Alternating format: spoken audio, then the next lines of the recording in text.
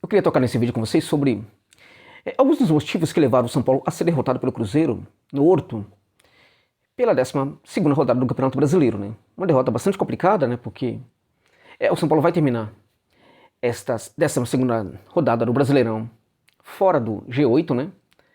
G8 que pode possibilitar uma ida à Libertadores de América, né? E o São Paulo sai dessa parte da tabela depois dessa derrota aí para a equipe do Cruzeiro. Ainda não saiu, evidentemente, mas há duas partidas aí. Bragantino vai a campo e também o Inter vai a campo. Se essas duas equipes vencerem, e tem muita condição de vencer, vão tirar aí do São Paulo o seu conforto, né? Que é o fato de estar hoje entre os 8 melhores do Campeonato Brasileiro, né?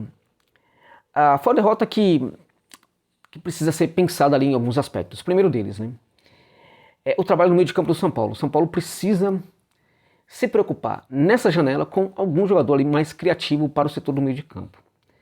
O Gabriel Neves não jogou, o Gabriel Neves não é um camisa 10, o Gabriel Neves é um jogador que joga um pouco mais, numa faixa mais defensiva, né? Numa região do campo ali que envolve o segundo terço do campo por excelência, embora muitas vezes ele se apresenta um pouco mais à frente, também fazendo os seus passes. O Gabriel Neves também consegue resolver muitas questões para o São Paulo com um passe mais alongado que ele dá. O Gabriel Neves é um jogador hoje importante para o São Paulo. E agora, não deveria o Tricolor sentir tanta falta desse jogador. Não pode, não deve. E se isso acontece, é também porque há problemas no modelo de jogo, né? O modelo de jogo não pode ser tão afetado assim com a ausência de um jogador, embora esse jogador possa ser importante, né? Então, taticamente, uma equipe não pode ter tanto problema quando perde um dos seus jogadores titulares, né? E isso aconteceu, evidentemente, nessa partida. O meio de campo do São Paulo não teve muita vida, não teve ideia, não funcionou. O processo de transição, né, foi realmente muito complicado e outras coisas mais. Mas antes de continuar com essa conversa aqui, lembrar para vocês que este vídeo tem um patrocínio da 1xBet, tá? Permita-me falar aqui do meu patrocinador. Bom, a 1xBet é uma casa de aposta mundial, né, uma das mais confiáveis do planeta. Na verdade, é tida como a mais confiável, né? A 1xBet é também uma casa de aposta que não fica te enrolando aí com bobagem, né? Se você realmente curte uma aposta esportiva, eu sugiro que você use o link que está na descrição do vídeo e também no comentário fixado para se cadastrar na 1xBet. Para tanto, coloque lá o código promocional 1xJosa. Não se esqueça disso, é importante aqui para o meu canal, porque é só assim eles vão saber que você chegou lá por causa da minha dica aqui. Josa, já sou inscrito. Se você já é inscrito usando o link, use e abuse de apostar via 1xBet, gente, que também dá uma força aqui para o canal. E eu vou falar de 4 jogos aqui que vai acontecer na rodada de hoje. No que restou da rodada de hoje do Brasileirão. Vai ter um jogo amanhã, né? Então vamos falar dos jogos de hoje aqui que vão acontecer. Mas dá essa força lá, aposte via 1xBet, não conhece, usa o link que está na descrição do vídeo para lá se cadastrar. Se já conhece, já usou o nosso link, se usa o nosso link, se está cadastrado a partir do nosso link, use e abuse de apostar pela 1xBet e preste atenção nesses jogos de hoje. Flamengo contra Santos, ou o Flamengo ganha ou implode tudo na Gávea. Um outro adversário poderia colocar problema para o Flamengo, mas é o Santos, que está muito mal. Então, para mim, o Flamengo deve vencer essa partida aí, tá? Internacional vai jogar contra o América no Horto, né? Então, para mim, é empate ou vitória do Inter, né? O América está muito mal e o Inter tá conseguindo ter aí algum tipo de reação, tá? Não tá jogando grande coisa, mas enfim. Você também pode colocar que nessa partida pode até sair um gol, mas não sai mais de um gol no primeiro tempo deste jogo aí, tá? É uma dica muito interessante essa também. Grêmio contra a equipe do Coritiba. O Coritiba é aquela equipe que quando joga bem não faz gol, quando joga mal não faz gol e só leva gols. O Grêmio é um dos melhores do campeonato, o Grêmio deve ficar com a vitória nesse jogo aí. Para mim é contra Botafogo, para mim é empate ou vitória do Verdão neste jogo aí entre os 2 melhores pontuadores do Campeonato Brasileiro. Beleza, gente? Parmeira e Botafogo, portanto, Parmeira ou empate. Grêmio e Coritiba, Grêmio, Inter e América e Inter, empate ou vitória do Inter ou no máximo um gol no primeiro tempo. Flamengo e Santos, para mim, é vitória do Flamengo. Beleza, gente? Beleza? Então vamos continuar aqui com o nosso assunto principal. De fato, o São Paulo sentiu falta do Gabriel Neves, mas isso também não explica totalmente a derrota do São Paulo. Bom, gente, olhando para o jogo, a gente percebe que o Cruzeiro tenta imprimir uma intensidade no jogo ali no primeiro tempo, tentando chegar muito fortemente à área do São Paulo.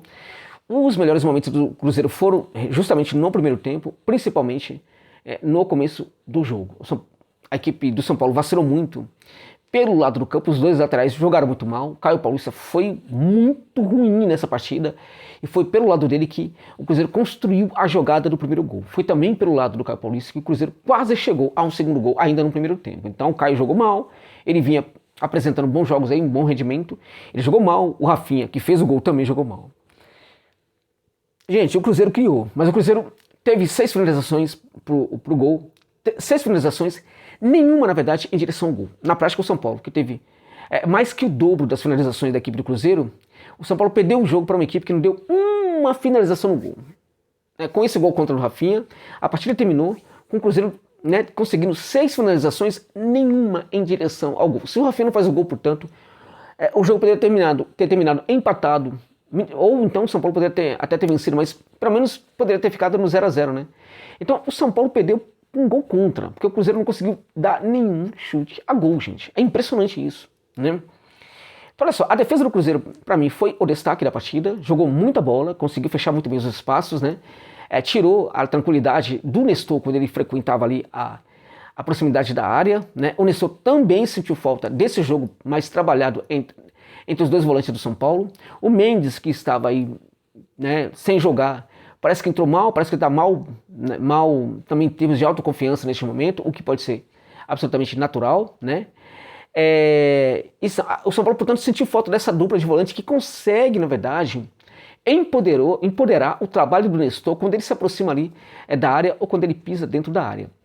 O Alisson teve até um bom passe ali numa situação aí que o São Paulo poderia ter feito gol, mas o Alisson jogou mal. E o Alisson é um jogador que ele não tem, na minha opinião, essa condição de pegar a camisa 10, né? Porque na prática ele jogou como se fosse um 10. Ele não tem essa condição, na minha opinião.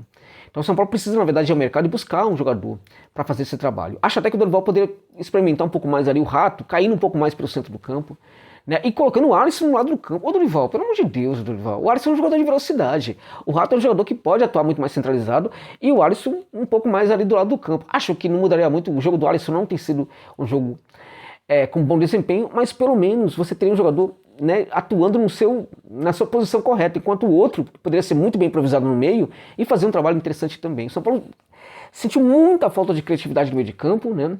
Agora, acho que também foi muito decisivo, apesar disso, apesar de tudo isso, o São Paulo teve finalizações e teve ali um problema grave no jogo, que foi a atuação da defesa do Cruzeiro e principalmente do Rafael Cabral. Rafael Cabral foi decisivo para a vitória da Raposa ontem em Belo Horizonte. Foi decisivo, gente. Jogou muito, fez alguns gols, né, com as suas defesas, né?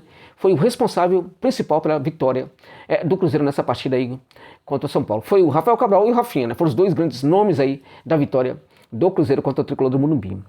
É preocupante o que aconteceu com o São Paulo? Gente, o São Paulo do Dorival vai apresentar bons jogos, vai ter bons jogos com bom desempenho, e vai ter jogo em que não vai conseguir ter um desempenho tão bom assim. Isso é natural, até em virtude de que esse elenco do São Paulo, ele ficou muito tempo sendo, na minha opinião, mal treinado, né? E acho que o Dorival está ajustando muitas coisas ali, mas acho que ele também precisa repensar alguns jogadores. O São Paulo também precisa repensar a questão da lateral direita, gente. Quem é que vai ocupar aquele setor? É o Rafinha ainda? O Rafinha ainda consegue render? O Rafinha consegue ser esse jogador? Para mim, não mais. Não mais. E a despeito do Caio Paulista, né, estar apresentando um bom desempenho em algumas partidas, né? É o Caio Paulista, que quando ele vai mal, vai muito mal mesmo. E nesse jogo ele foi mal demais, né?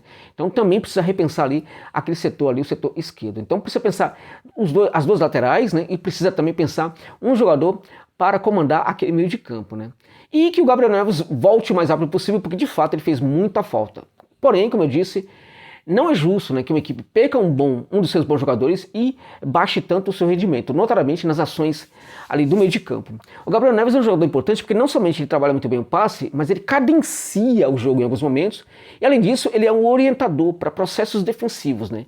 Então é um jogador que está cada vez mais ficando relevante nessa equipe do Tricolor. Contudo, o São Paulo não pode se sentir tão refém assim de um único jogador, seja ele quem seja.